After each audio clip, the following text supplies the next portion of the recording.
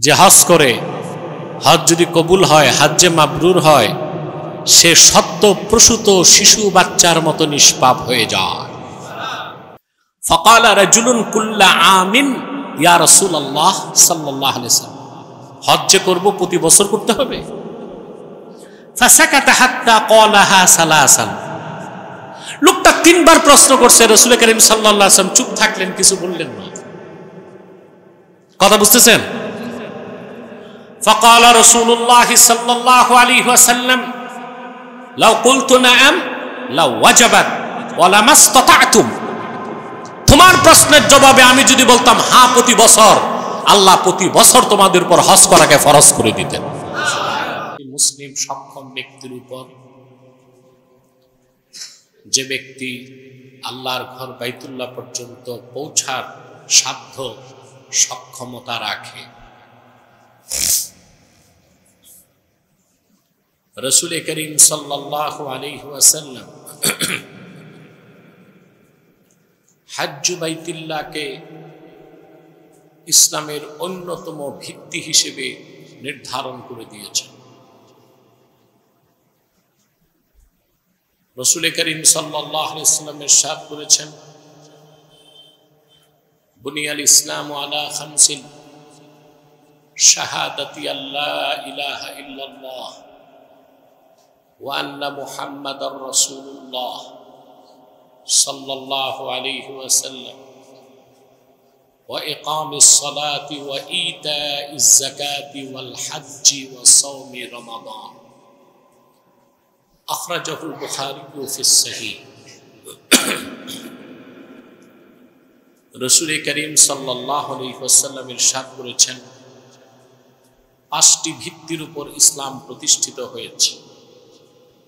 তার প্রথমটি হচ্ছে শাহাদা, কালেমা, আল্লাহর একত্বের সাক্ষ্য দেওয়া, মুহাম্মদ সাল্লাল্লাহু আলাইহি ওয়াসাল্লাম আল্লাহর প্রেরিত সর্বশ্রেষ্ঠ সর্বশেষ নবী ও রাসূল, এই কথা সাক্ষ্য দেওয়া, নামাজ প্রতিষ্ঠিত করা, যাকাত আদায় করা, হজ করা এবং রমাদানুল মুবারকে রোজা রাখা। সাউন্ডটা কমে গেছে।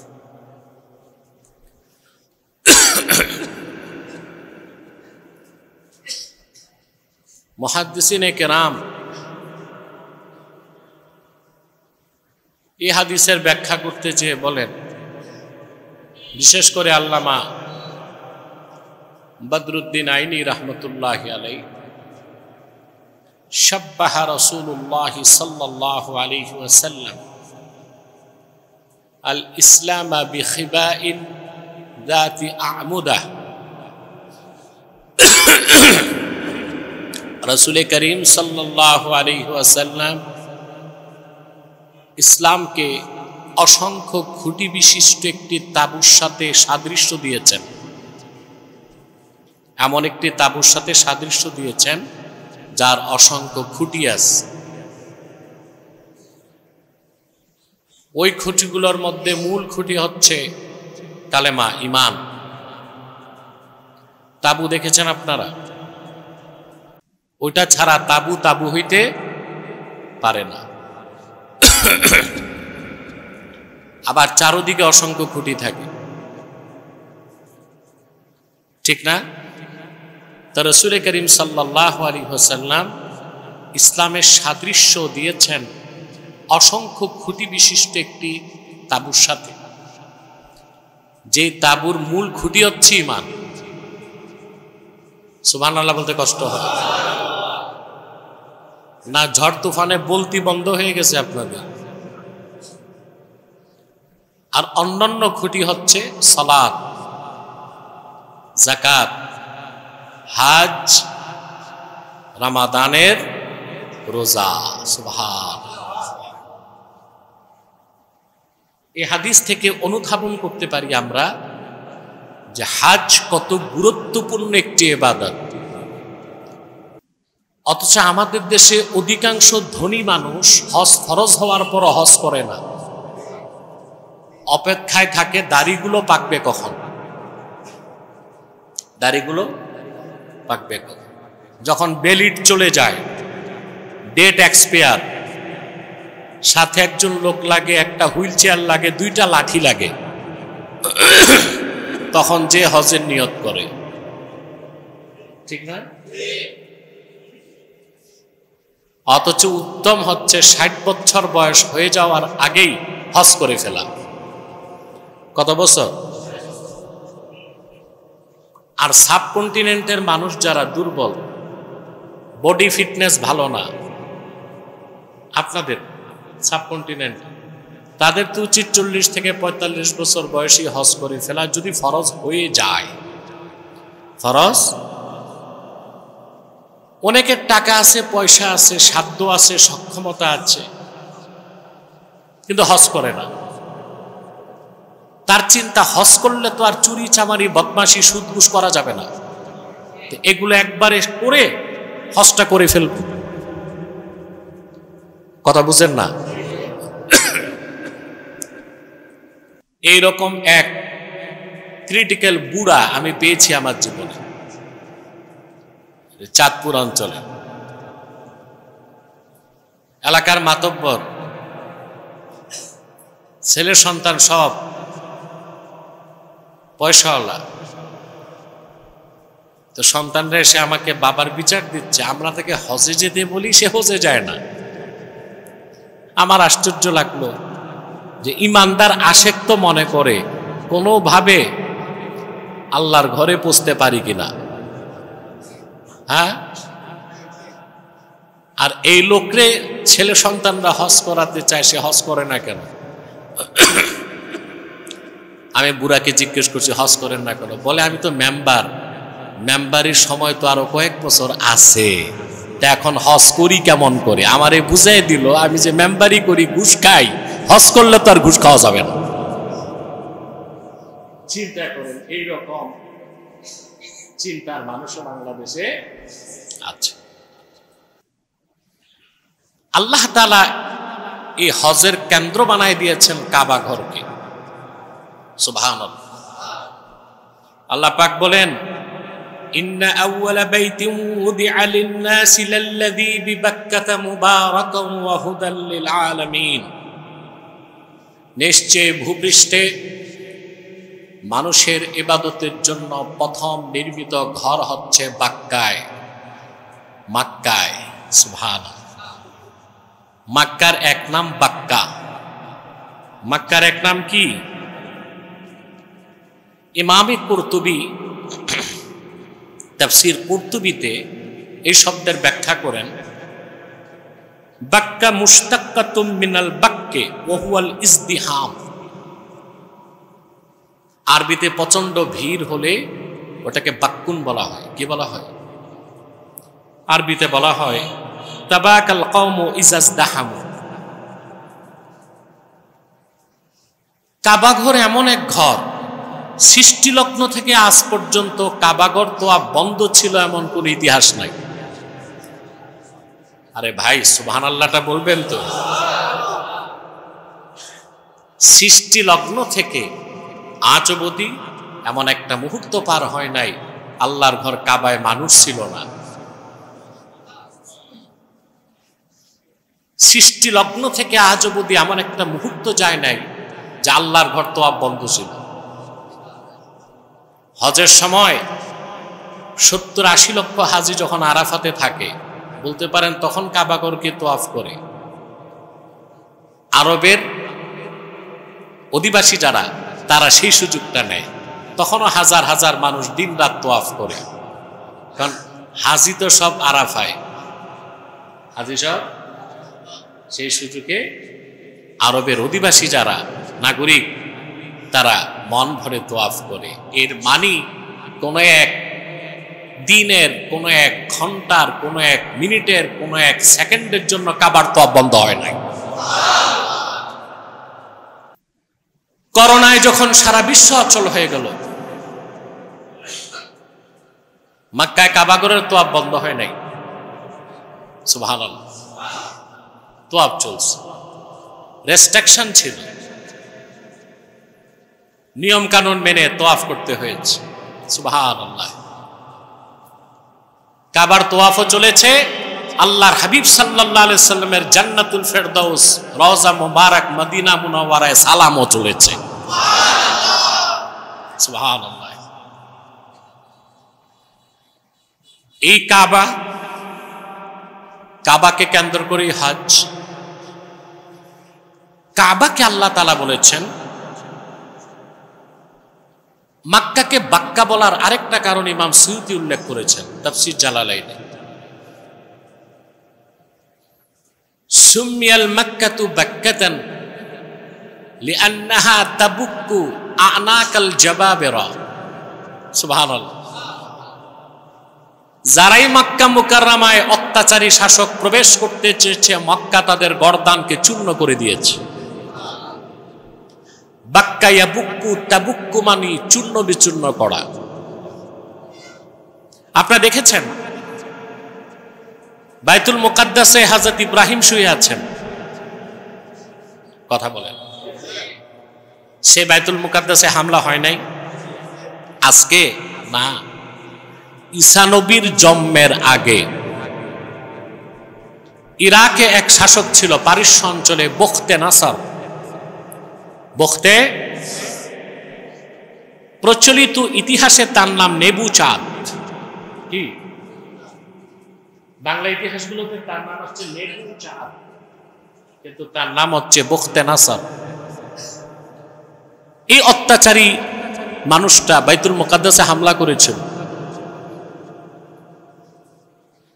একদিনের হামলায় 7 লক্ষ ইহুদিকে হত্যা করেছে। বাইতুল মুকাদ্দাস আগুন জ্বালায় দিছে। আল্লাহর পয়গম্বর হযরত দানিয়াল জীবিত ছিলেন, তিনি আত্মরক্ষার্থে আত্মগোপনে গেছেন। তাওরাতের সংরক্ষিত সবগুলো কপি আগুনে জ্বালায় দেওয়া হয়েছে। বহুদিন পর্যন্ত বাইতুল মুকাদ্দাসে সালাত হয় নাই। কিন্তু কাবার বিষয়টা ব্যতিক্রম।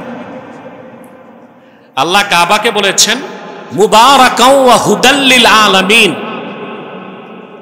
এই কাবা বরকতপূর্ণ এবং গোটা বিশ্ব মানবতার হেদায়েতের দিশারি। হেফাজতের দায়িত্ব কার কাছে?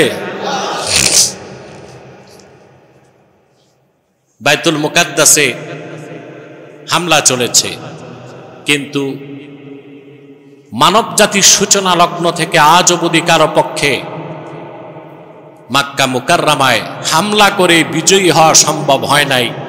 মক্কা অত্যাচারীদের গর্দানগুলোকে চূর্ণ বিচূর্ণ করে দিয়েছে। এই জন্য মক্কার এক নাম বাক্কা। সুবহানাল্লাহ। মক্কার এক নাম বাক্কা। আপনারা দেখেছেন, আপনারা শুনেছেন, কোরআন কারীম সাক্ষ্য দেয় ইয়ামানের অত্যাচারী কাফের শাসক আব্রাহা হস্তি বাহিনী নিয়ে গিয়েছিল কাবাঘরে হাত দিতে। আল্লাহ তাআলা কাবার কাছেও পৌঁছতে দেন নাই। 3 মাইল দূরে ওয়াদি মুহাসসার একটা জায়গা আছে, যারা হজ করছেন আরাফাতে গেছেন তারা জানেন, ওয়াদি মুহাসসার প্রায় 3 মাইল দূরে কাবাঘর থেকে। ওখানে থাকতে আল্লাহ আটকাই দিয়েছেন। তারপর আবাবিল পাঠিয়ে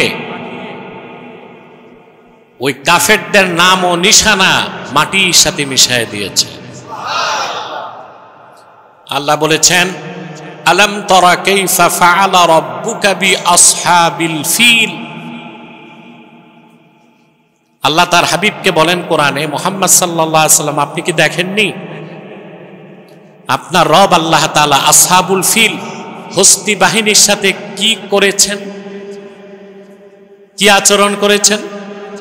তাদের নাম ও নিশানাকে মাটির সাথে মিশিয়ে দিয়েছেন। এমন ভাবে আল্লাহ বলেছেন কাসফিম মাকুল। কয়েক রকমের পাতা ঘোড়া যখন চাবায়, ভালো মতো চাবায়, ছেড়ে দিলে কোনটা আম পাতা, কোনটা জাম পাতা, কোনটা খেজুর পাতা বোঝা যাবে। ওইটাকে বলা হয়েছে আসফিম মাকুল। আমরা সেজন্য আবাবিলের কথাটা কথায় কথায় বলি, ঠিক না? অতি উৎসাহী কিছু মৌলবী, এই যে জ্যানজে জুলাই আন্দোলনে যারা নেতৃত্ব দিয়েছে ছাত্র জনতা, এই ছাত্রদেরকে বলে যে আবাবিলের মতো আসছে। ওদের জানাই নাই যে আবাবিল কোনো পাখি না। আমরা মনে করি আবাবিল কিসের নাম? না, আবাবিলের অর্থ হচ্ছে মুজতামিআত। মুজতামিআত অর্থাৎ ঝাঁকে ঝাঁকে। ঝাঁকে ঝাঁকেকে আরবিতে কি বলে? আবাবিল। এটা কোনো পাখির নাম নয়। অর্থাৎ আল্লাহ তাআলা পাখি পাঠিয়েছেন ঝাঁকে ঝাঁকে, যাদের চঞ্চুতে ছিল পাথর, দুই পায়ে ছিল পাথর, এই পাথরগুলো বর্ষণ করছে, আর তাতে ধ্বংস হয়ে গেছে সব হস্তি বাহিনী। সুবহানাল্লাহ বলবেন। তাহলে কাবা ঘরের মাক্কাতুল মুকাররমায় পৃথিবীর কোন অত্যাচারী শাসকের পক্ষে হস্তক্ষেপ করা সম্ভব? প্রশ্ন হলো কেন? বাইতুল মুকাদ্দাসে তো ইব্রাহিম খলিলুল্লাহ শুয়ে আছেন, মাক্কাতুল মুকাররমায় আল্লাহ এত হেফাজত করলেন কেন? তার প্রথম জবাব, মক্কা হচ্ছে আখিরি নবী, নবীগণের মাথার তাজ মুহাম্মদ সাল্লাল্লাহু আলাইহি সাল্লামের মাউলিদ। মুহাম্মদ সাল্লাল্লাহু আলাইহি সাল্লাম আগমন করেছেন মক্কা মুকাররমায়। মক্কাকে আল্লাহ সারা পৃথিবীর রাজধানীর মর্যাদা দিয়েছেন।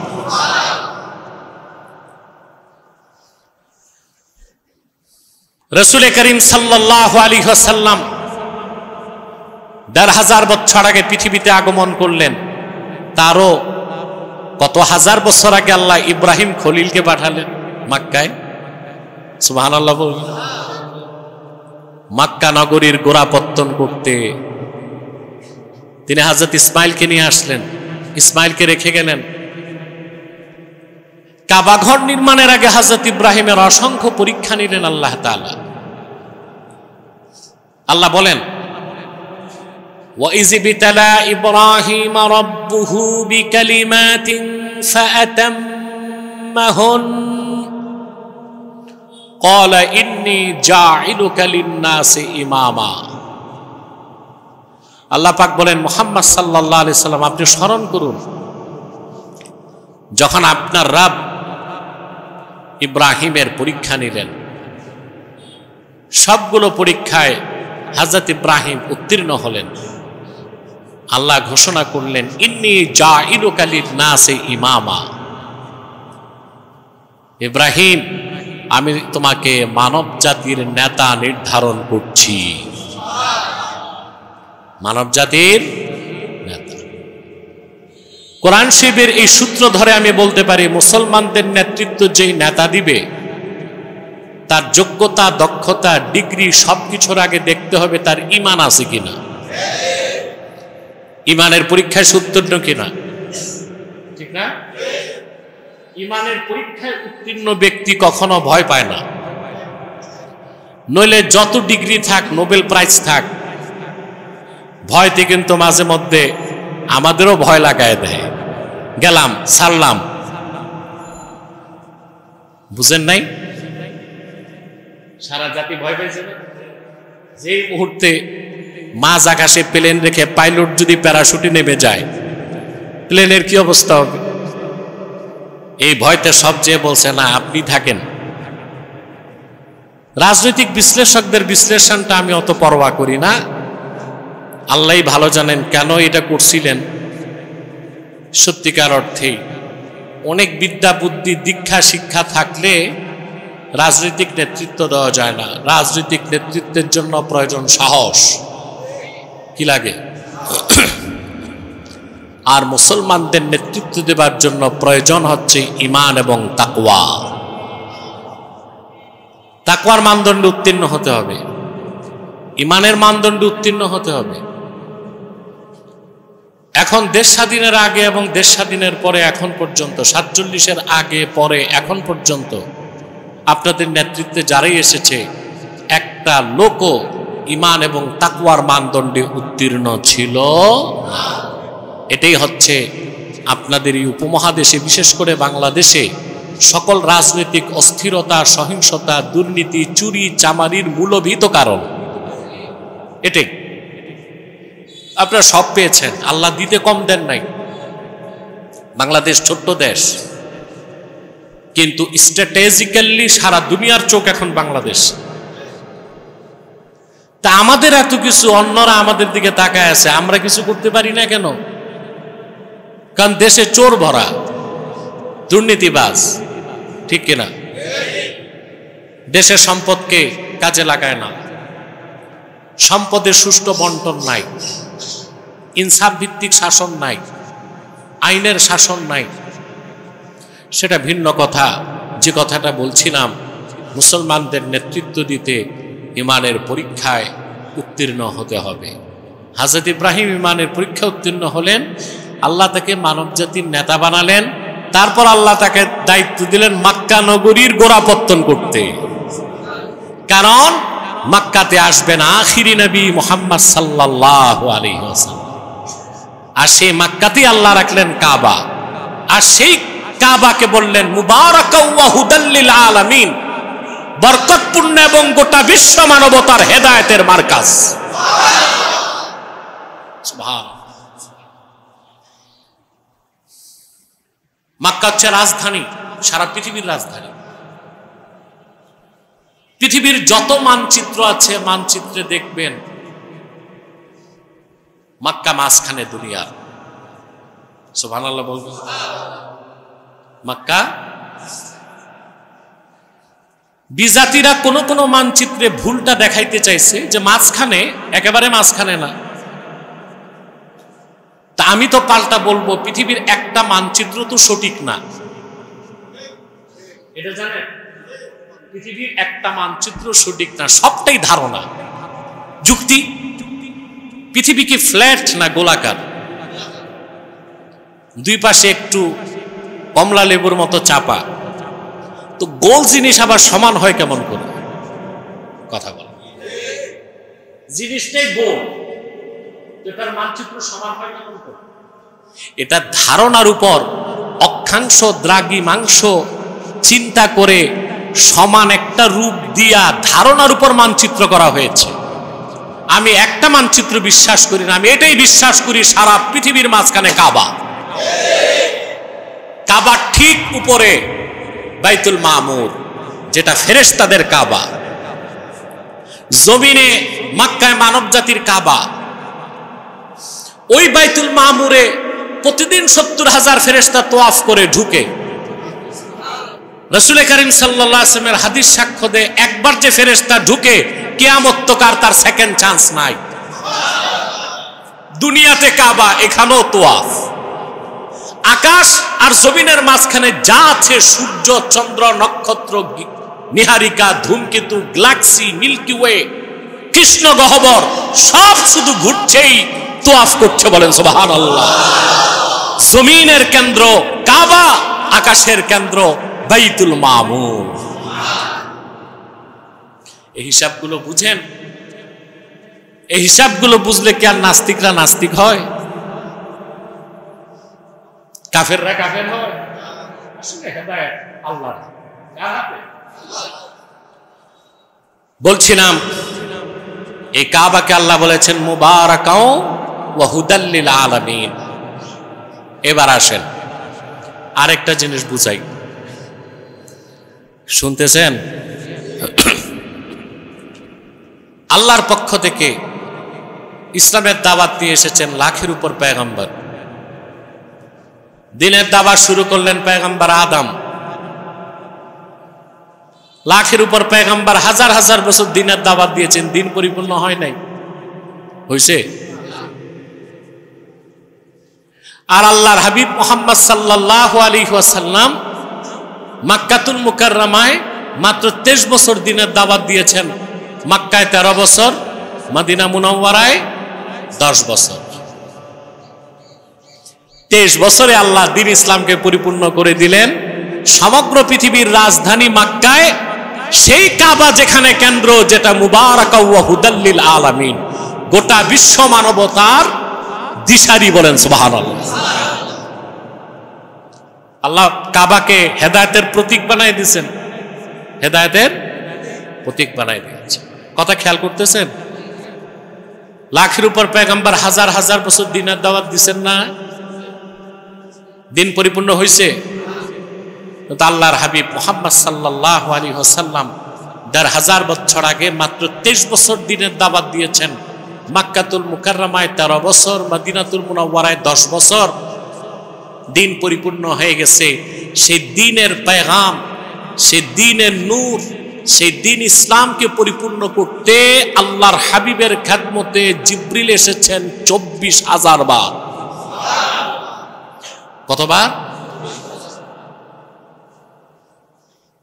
তো ভালো করে খেয়াল করেন, মক্কা হচ্ছে সারা পৃথিবীর রাজধানী। আল্লাহ বলেছেন উম্মুল কোরা, উম্মুল কোরা, সকল জনপদের মূল। সুবহানাল্লাহ।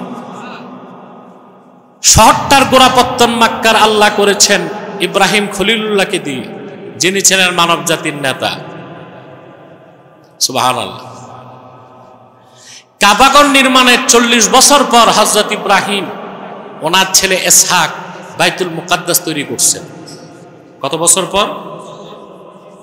সহিহ হাদিস আছে, আবু যর গিফারি রাদিয়াল্লাহু তাআলা আনহু বলেন, সাআলতু রাসূলুল্লাহ সাল্লাল্লাহু আলাইহি ওয়াসাল্লাম আন আউয়ালি মাসজিদিন উদিয়া ফিল আরদ। আমি আল্লাহ রাসূল সাল্লাল্লাহু আলাইহি ওয়াসাল্লামকে জিজ্ঞেস করলাম, এই পৃথিবীতে আল্লাহর ইবাদতের জন্য নির্মিত প্রথম ঘর কোনটা? রাসূল করিম সাল্লাল্লাহু আলাইহি ওয়াসাল্লাম বললেন, আল মসজিদুল হারাম, কাবা ঘর। কুলতু সুম্মা আইয়ুহ, এরপর কোনটা? ক্বালা আল মসজিদুল আকসা, মসজিদুল আকসা। কুলতু কাম বাইনাহুমা, এই দুই মসজিদ নির্মাণের মাঝখানে সময় কতটুকু ব্যবধান? রাসূল করিম সাল্লাল্লাহু আলাইহি ওয়াসাল্লাম বলেছেন আরবাউনা আমান, ৪০ বছর। কত বছর? কাবা ঘর নির্মাণের ৪০ বছর পরে বাইতুল মুকাদ্দাস নির্মিত হয়েছে। এরপর রাসূল করিম সাল্লাল্লাহু আলাইহি ওয়াসাল্লাম বললেন সুম্মাল আরদু লাকা মসজিদুন, প্রথম মসজিদ কাবা। এরপর মুসলমানেরা পৃথিবীর যেখানেই মসজিদ বানাক সেটা মসজিদের গুরুত্ব পাবে। আল্লাহর হাবিব বলেছেন আবু যর গিফারিকে, পুরো জমিনটাই মসজিদ তোমার জন্য। এটা রাসূলুল্লাহর খাতিরে আল্লাহ করে দিয়েছেন। বুখারী শরীফের হাদিস, রাসূল করিম সাল্লাল্লাহু আলাইহি ওয়াসাল্লাম ইরশাদ করেছেন, জুইলাত লিয়াল আরদু কুল্লুহা মসজিদাও ওয়া তাহুরা, গোটা জমিনকে আল্লাহ আমার খাতিরে মসজিদ বানায় দিয়েছে, পবিত্রতা অর্জনের মাধ্যম করে দিয়েছে। আবু যর গিফারিকে রাসূল করিম সাল্লাল্লাহু আলাইহি ওয়াসাল্লাম বললেন, ফাহাইসুমা আদরাকাতকাস সালাতু ফাসাল্লি, জমিনের যেখানেই থাকো নামাজের সময় হলে নামাজ পড়ো। এটাই ইসলাম।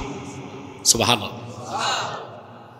ইসলাম ছাড়া অন্য যত ধর্ম আছে, মানব রচিত, মিথ্যা আশ্রিত, পরিবর্তিত, বিকৃত এবং অনুমান নির্ভর, ওখানে নিয়ম কি? খ্রিস্টানকে ইবাদত করতে হলে গির্জা লাগবে, গির্জায় ঢুকতে হবে। হিন্দুদের মন্দির লাগবে, ঘন্টা পিটাইতে। ইহুদিদের সিনাগগ লাগবে, বৌদ্ধদের প্যাগোডা লাগবে। মুসলমান মসজিদে নামাজ পড়বে তা না, উত্তর মেরুতে চলে যাক আর দক্ষিণ মেরুতে নামাজের টাইম হবে, সে নামাজ পড়ে নেবে। সুবহানাল্লাহ। তো বলছিলাম আল্লাহ তাআলা কথাগুলো স্মরণ করেন। কাবা ঘর নির্মাণের কত বছর পর বাইতুল মুকাদ্দাস?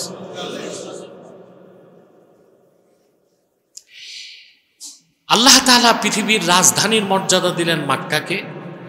মক্কাতে আল্লাহ নির্মাণ করলেন প্রথম ঘর কাবা। অন্যান্য রাবায়াতে এসছে কাবা ঘর প্রথম নির্মাণ করেছেন আদম আলাইহিস সালাম, কে দ্বিতীয়বার নির্মাণ করেছেন তাজদীদ করেছেন ইব্রাহিম আলাইহিস সালাম। আর বাইতুল মুকাদ্দাস অন্য রাবায়াতে এসছে প্রথম নির্মাণ করছেন ইসহাক আলাইহিস সালাম, হযরত ইব্রাহিমের ছেলে। দ্বিতীয়বার এটাকে সংস্কার করছেন সুলাইমান আলাইহিস সালাম। হযরত ইসহাক আর সুলাইমানের মধ্যে ব্যবধান ছিল 1000 বছরের। কত বছর? কথা শুনতেছেন? তাহলে সারা পৃথিবীর রাজধানী মক্কা, সে মক্কাতে কাবা। কেন? কারণ মক্কা আল্লাহর আখিরি নবী মুহাম্মদ সাল্লাল্লাহু আলাইহি ওয়াসাল্লামের মৌলিদ, উনি আগমন করেছেন মক্কা মুকাররমায়। সেই জন্য মক্কাকে আল্লাহ পৃথিবীর সর্বশ্রেষ্ঠ, সারা পৃথিবীর রাজধানীর মর্যাদা দিয়েছেন। আর হেদায়েতের মার্কাজ কাবাকে আল্লাহ সেখানেই রেখেছেন। আর প্রতি বছর সে কাবার হজকে আল্লাহ মুসলমানদের উপর ফরজ করে দিয়েছেন। এবার ইবাদত হিসেবে হজের গুরুত্ব কতটুকু তা কিছুটা বুঝতে পারছেন? কথা বলেন, কথা বুঝতেছেন? আরেকটা কথা ফাঁকি দিয়ে বলে নেই মাঝখানে, মক্কা যদি হয় সারা পৃথিবীর রাজধানী, মদিনা মুনাওয়ারা হচ্ছে ঈমানের রাজধানী। মক্কা মুকাররমা সারা পৃথিবীর রাজধানী, মক্কা মুকাররমা সারা পৃথিবীর রাজধানী, মদিনা মুনাওয়ারা ঈমানের রাজধানী। রাসূল করিম সাল্লাল্লাহু আলাইহি ওয়াসাল্লাম ইরশাদ করেছেন, কিয়ামতের আগে দাজ্জাল যখন বের হবে, ঈমান ইসলাম আশ্রয় নিবে মদিনা মুনাওয়ারায়। সুবহানাল্লাহ। আমার কথাটায় নস আছে, কি আছে? কারণ আল্লাহর হাবিব সাল্লাল্লাহু আলাইহি ওয়াসাল্লাম মক্কাতুল মুকাররমা থেকে হিজরত করে মদিনাতুল মুনাওয়ারাতে যাওয়ার পরে আল্লাহ মক্কাকে মর্যাদা দিয়েছেন মুহাম্মদ সাল্লাল্লাহু আলাইহি ওয়াসাল্লামের কারণে, ওনার সাদকায়। আর উনি যখন মক্কা থেকে মদিনাতুল মুনাওয়ারাতে চলে গেলেন, তো স্বাভাবিকভাবেই বোঝা যায় আল্লাহ মক্কার চেয়েও মদিনা মুনাওয়ারার ফজিলত বাড়াই দিয়েছে। বুঝেন নাই? মক্কা মুকাররমার ফজিলত আর মদিনা মুনাওয়ারার ফজিলত আল্লাহর হাবিব মুহাম্মদ সাল্লাল্লাহু আলাইহি সাল্লামের সাদকায়। আমার দেশের কিছু মৌলবী সাহেব আছে, ফতুয়া দেয় হজ করতে গেলে তো মদিনা মুনাওয়ারায় যাওয়ার দরকার নাই, আছে না? আহা, এদের ব্যাপারে আর কি বলবো? এদের ব্যাপারে বলার মতো কোনো শব্দও নাই আমার কাছে। নিজেদেরকে শেখ দাবি করে, বলে হজের কোনো শর্ত বা রোকনে আছে নাকি মদিনা শরীফ যেতে হবে? কিন্তু আমি আপনাদের কাছে একটা প্রশ্ন করি, যার ঈমান নাই তার আবার হজ আছে নাকি? যে লোকটা লাখ লাখ টাকা খরচ করে সৌদি আরব গেল আর শুধু কাবা ঘর তোয়াফ করে হজ করে চলে আসবে, মদিনা মুনাওয়ারায় যাবে না, আমি মনে করি তার ঈমানই নাই, তার ঈমানের ত্রুটি আছে। আল্লাহর হাবিবের আজমত মহাব্বত তার অন্তরে নাই, তার ঈমানই তো পুরা ঠিক হয় নাই, তো তার আবার হজ হবে কি? ফাতোয়ার দৃষ্টিতে বলবো হজ হইল, তাকওয়ার দৃষ্টিতে তার হজ হয়েছে বলে আমি মনে করি না, কারণ তার দিল ভালো না। দিল কি? দিল ভালো না, দিল সাফ না, আকীদা ঠিক না। কথাটা বুঝতে পেরেছেন? মক্কা মুকাররমা সারা পৃথিবীর রাজধানী, মদিনাতুল মুনাওয়ারা ঈমানের রাজধানী। সে মক্কার কাবা ঘরে হজ করে আল্লাহ কি করছেন? ফরজ। ফীহি আয়াতুম বায়্যিনাতুম মাকামু ইব্রাহিম, যে মক্কায় রয়েছে অসংখ্য নিদর্শন, সুস্পষ্ট নিদর্শন সমূহ, বিশেষ করে মাকামে ইব্রাহিম। মাকামে ইব্রাহিমকে আল্লাহ নিদর্শন কেন বললেন? হযরত ইব্রাহিম যখন কাবাঘর নির্মাণ করছিলেন, হযরত ইসমাইল পাহাড় থেকে কেটে কেটে পাথর এনে দিচ্ছিলেন। যখন কাবাঘরের উচ্চতা, হযরত ইব্রাহিমের উচ্চতা ছাড়িয়ে গেল, তিনি দেখলেন উপরে কিভাবে যাব। আল্লাহর হুকুমে যে পাথরে দাঁড়ায়ছিলেন, পাথর উঁচু হয়ে গেল। নামতে চাইলেন, নিচে নেমে গেল। উঠতে চান, উঁচু হয়ে যায়। আজও হযরত ইব্রাহিমের পায়ের চিহ্ন মাকামে ইব্রাহিমে আছে। সুবহানাল্লাহ। সে মাকামে ইব্রাহিমের পিছনে তাওয়াফের পর 2 রাকাত নামাজ পড়া সুন্নতে মুআক্কাদা। এরপরে আল্লাহ তাআলা বলেন ওয়ামান দাখালাহু কানা আমিনা, যে ব্যক্তি মক্কায় প্রবেশ করলো সে নিরাপদ। সে কি? অনেকগুলো ব্যাখ্যা। নিরাপদ মানে একটা ব্যাখ্যা হচ্ছে কোন ব্যক্তি যখন হারামে থাকবে কাবায় তাকে হত্যা করা যাবে না। এমনকি মানুষ না, শুধু মশা মাছিও যদি ঢুকে মক্কায় সেও নিরাপদ। এহরাম পরে মশা মারা যায়, মাছি মারা যায়, দম করতে হয়, দম দিতে হয়, কি দিতে হয়? এমনকি মক্কা মুকাররমার গাছপালাগুলো নিরাপদ, পাতাও ছিঁড়া যায় না। সুবহানাল্লাহ বলবেন। দ্বিতীয় ব্যাখ্যা হচ্ছে যে ব্যক্তি মক্কাতুল মুকাররমায় ঈমানের সাথে প্রবেশ করলো কানা আমিনা, তার মানে সে ব্যক্তি জাহান্নাম থেকে নিরাপদ হয়ে গেল। জাহান্নাম থেকে, সুবহানাল্লাহ। যে হজ করে, হজ যদি কবুল হয়, হজ্জে মাবরুর হয়, সে সদ্য প্রসূত শিশু বাচ্চার মতো নিষ্পাপ হয়ে যায়।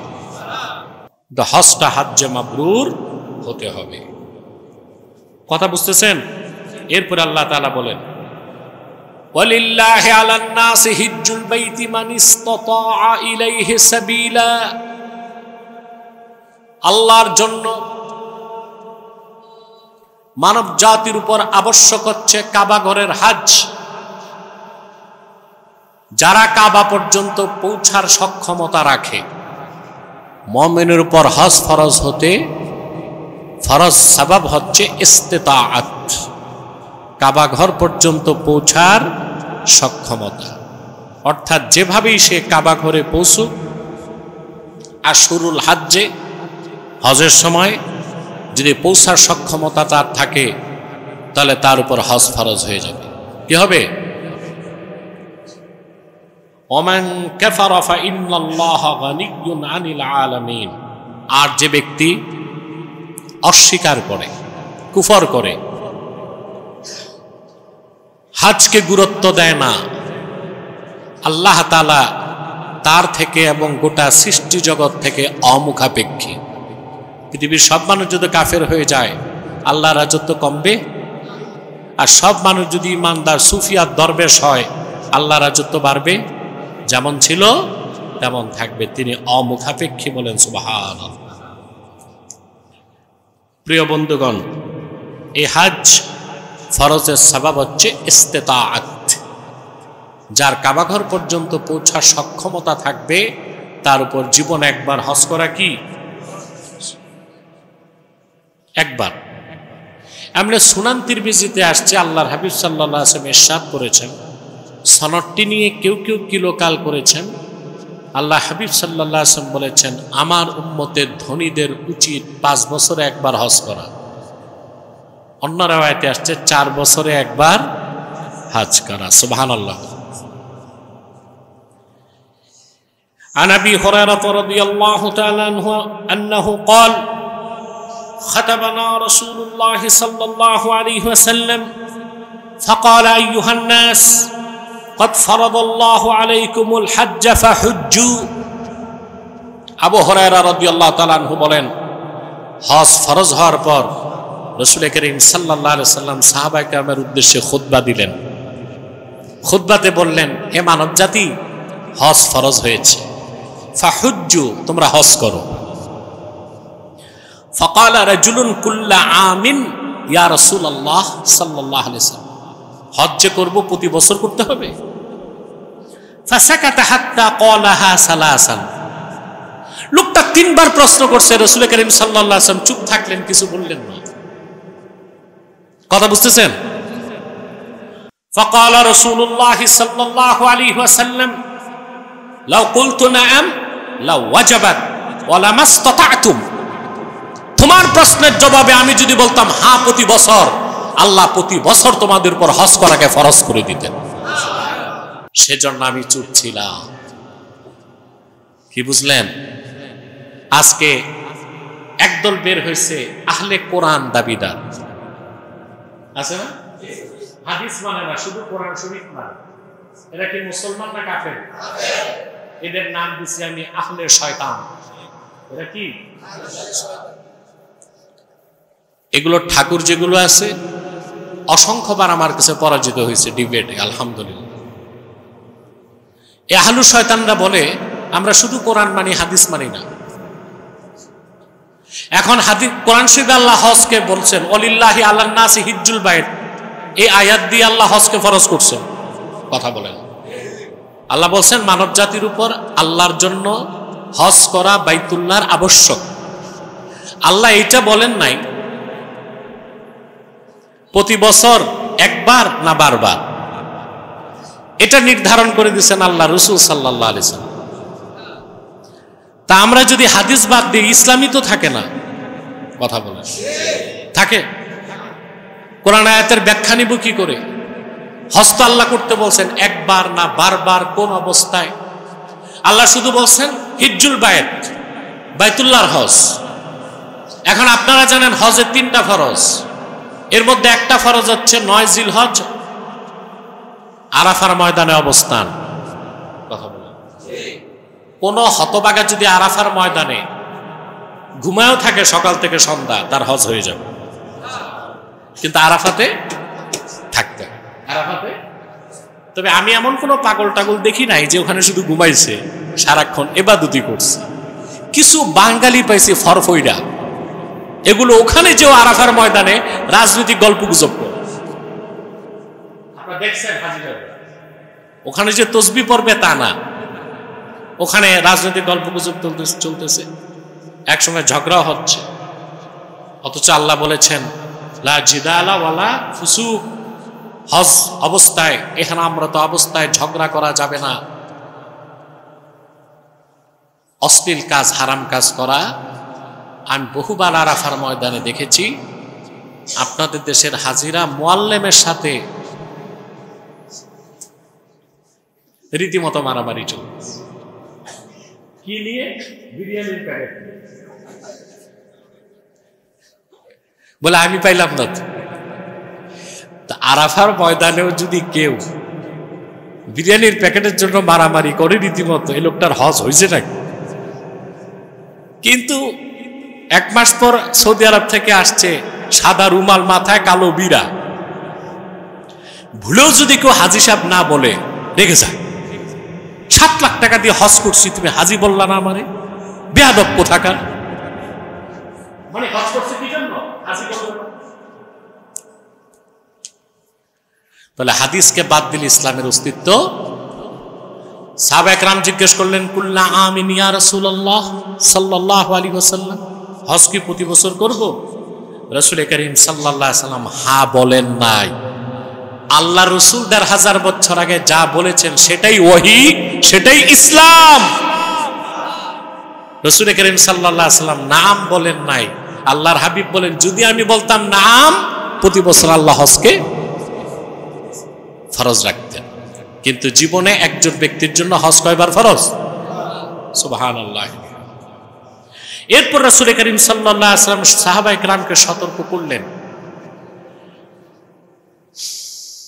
ক্বালা যারুনি মা তারাকতুকুম ফাইন্নামা হালাকা মান কানা ক্বাবলাকুম বিকাসরাতি সুআলিহিম ওয়া ইখতিলাফিহিম আলা আমবিয়াইহিম ফাইযা আমারতুকুম বিশাইইন ফাতু মিনহু মাসতাতা'তুম ওয়া ইযা নাহাইতুকুম আন শাইইন ফাদাউহু। সাহাবায়ে কেরাম, তোমাদের পূর্বে অসংখ্য জাতি ধ্বংস হয়ে গেছে, তারা তাদের পয়গম্বরদের কাছে অতিরিক্ত প্রশ্ন করত। কি করত? আমি তোমাদেরকে যা আদেশ করি তা তোমরা গ্রহণ করবে, যা নিষেধ করি তা পরিত্যাগ করবে। যে বিষয়ে কিছুই বলি না ওই ক্ষেত্রে আমি উম্মতের জন্য রুখসত রেখে দেই। সুবহানাল্লাহ বলবেন। সম্মানিত সুধী, প্রত্যেক মুমিন মুসলমান যে কাবা পর্যন্ত পৌঁছার ক্ষমতা রাখে, তার উপর হজ করা কি জীবনে। এখন এই ইস্তেতাতের অর্থ কি? ইমাম দারাকুতনি একটা হাদিস রওয়ায়াত করেছেন, ইমাম কুরতুবী তাফসীর কুরতুবী উল্লেখ করেন, ওয়ারাওয়াদ দারাকুতনি আন ইবনে আব্বাস রাদিয়াল্লাহু তাআলা আনহুমা قال قيل يا رسول الله صلى الله عليه وسلم الحج كل عام। আব্দুল্লাহ ইবনে আব্বাস রাদিয়াল্লাহু তাআলা আনহু বর্ণনা করেন, আল্লাহ রসুল সাল্লাল্লাহু আলাইহি ওয়াসাল্লামকে জিজ্ঞেস করা হলো, ইয়া রাসূলুল্লাহ সাল্লাল্লাহু আলাইহি ওয়াসাল্লাম, হজ কি প্রতি বছর? কথা বুঝতেছেন? ক্বালা লা, আল্লাহ হাবিব বললেন না, বাল হাজ্জাতুন, একজন ব্যক্তির উপর জীবনে একবার ফরজ। ফামাস সাবিল, তা আল্লাহ যে বলছেন কাবাগরে পৌঁছার সক্ষমতা যে রাখে, সাবিলের অর্থ কি? আল্লাহর হাবিব সাল্লাল্লাহু আলাইহি ওয়াসাল্লাম বলেছেন, ক্বালা আয-যাদু ওয়ার রাহেলা, এটার অর্থ হচ্ছে বাহন। কি বাহন? তো রাসূল করিম সাল্লাল্লাহু আলাইহি ওয়াসাল্লামের নূরের জমানায় ১৫০০ বছর আগে আরবের আশপাশ থেকে লোক হজ করতে আসতো উটে। কিসে? এখন ১৫০০ বছর পর আমাদের বাহন কি? প্লেন। তাহলে বোঝা যায় আপনার যদি সারা বছর খরচের পর, প্রয়োজনীয় সব খরচের পর এতটুকু টাকা থাকে, যা দিয়ে আপনি প্লেন ভাড়া, ভিসা, সৌদি আরবের ট্রান্সপোর্টের ভাড়া, তাবুর ভাড়া, খাওয়া দাওয়া, মুআল্লিম ফি দেওয়ার মতো টাকা থাকে, আপনার উপর হজ ফরজ হয়ে যাবে। এটা হচ্ছে জাদ এবং রাহেলার ব্যাখ্যা। কথা বুঝতে পারছেন? আল্লাহ যেন আমাদেরকে কবুল করেন। হজ, আমাদের দেশ থেকে হজ করতে যাওয়া যত কঠিন, পৃথিবীর আর কোনো দেশ থেকে এত কঠিন নয়। এটা হচ্ছে আমাদের গভর্নমেন্টে যারা বসে, হজের ব্যাপারে তাদের রেসপন্সিবিলিটি যতটুকু থাকা দরকার ততটুকু তারা নেয় না। কথা বুঝতে পারছেন? পৃথিবীর যেমন ইন্দোনেশিয়া থেকে সরকার ভর্তুকি দেয়, লক্ষ লক্ষ হাজি ইন্দোনেশিয়া থেকে হজ করতে যায়। ওদের নিয়ম করে ফেলছে, ওরা বিয়ের আগে হজ করে, বিয়ের আগে জোয়ান থাকতে। এজন্য প্রতি বছর ১০-১২ লাখ হাজি থাকে শুধু ইন্দোনেশিয়া থেকে। এরপরে তারা অন্যান্য দেশ থেকেও হাজিদেরকে খুব সরকারি পৃষ্ঠপোষকতা দেওয়া হয়। আর আমাদের দেশে সরকার যেই থাকুক, হাজিদের ব্যাপারে উদাসীন। প্লেন ভাড়া ৪ গুণ। কয় গুণ? ৪ গুণ। তারপরে আপনার হাজি ক্যাম্পে দুর্ভোগ, কষ্ট, এয়ারপোর্টে যতটুকু সম্মান দেওয়া দরকার হাজিদেরকে, এই সম্মানটুকুন তারা পায় না। আরে ভাই, শুধু সৌদি আরবে হাজি পাঠিয়েই বছরে বিমান বাংলাদেশ ১০০০ কোটি টাকা ইনকাম করতে পারে। বিমানে বসে আছে সব বেঈমান, বিমানে সব। শুনছেন না, বিমানের এক ফ্লাইট থেকে চাকা খুলে গেছে, আল্লাহ বাঁচাইছে, তলা ছুটে নেই। শুনছেন? এই যে কক্সবাজার থেকে গত মাসে চাকা ছুটে গেছে একটা, আমি ভাবছি আল্লাহ বাঁচাইছে, তলাটা ছুটে নেই। আমরা আগে শুনতাম বিমানে প্রবল বৃষ্টি হলে ছাদ দিয়ে পানিও পড়ত, আর এখনো বিমানে উঠলে সিটের মধ্যে দুর্গন্ধ, তারপরে আপনার এসির পানীয় তো পরেই, মশা থাকে প্রচুর, এই এক অবস্থা। অথচ শুধু বছরে একবার হাজিদের সেবা দিয়ে বিমান বাংলাদেশের রাজস্বে ১০০০ কোটি টাকা এনে দিতে পারে, কিন্তু সব বসে আছে চোর। বিমানে সব বেঈমান, বিমানে সব বেঈমান। এই বর্তমান সরকার চাইছে চিটাগাং পোর্ট দিবে বিদেশিদেরকে। আমরা বলি পোর্ট দিবা কেন? বিমানটারে দাও বিদেশিদের কাছে। পোর্ট দিলে তো দেশের অস্তিত্বে আঘাত আসতে পারে। কথা বলেন, বিমানটা দাও বিদেশিদেরকে, পোর্ট দেওয়ার দরকার কি? পোর্টকে তো তোমরাই বলো হৃৎপিণ্ড, তো হৃৎপিণ্ড আরেকজনের হাতে দেয়। কথা বলেন, এতে স্বাধীনতা বিপন্ন হতে পারে না? ডিপি ওয়ার্ল্ডকে দিতে চাচ্ছে পোর্ট। ডিপি ওয়ার্ল্ড হচ্ছে দুবাই ভিত্তিক একটা কোম্পানি, কিন্তু এটা ইসরায়েলের পার্টিসিপেট আছে, আমেরিকার নেভিরও পার্টিসিপেট আছে। তো এই সুযোগে যদি এসে বাংলাদেশে ইহুদিরা হস্তক্ষেপ করতে চায়, এটা আমাদের জন্য খুব খারাপ একটা বিষয়। আমরা মনে করি বিমানকে দাও বিদেশিদের পরিচালনা করার জন্য, লাভজনক প্রতিষ্ঠান হবে, ঠিক না?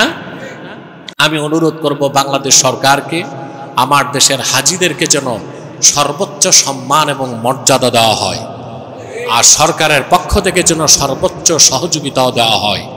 আল্লাহ আমাদের প্রত্যেককে জীবনে একবার হজ করার তৌফিক দান করুক, বলুন আল্লাহুম্মা আমিন।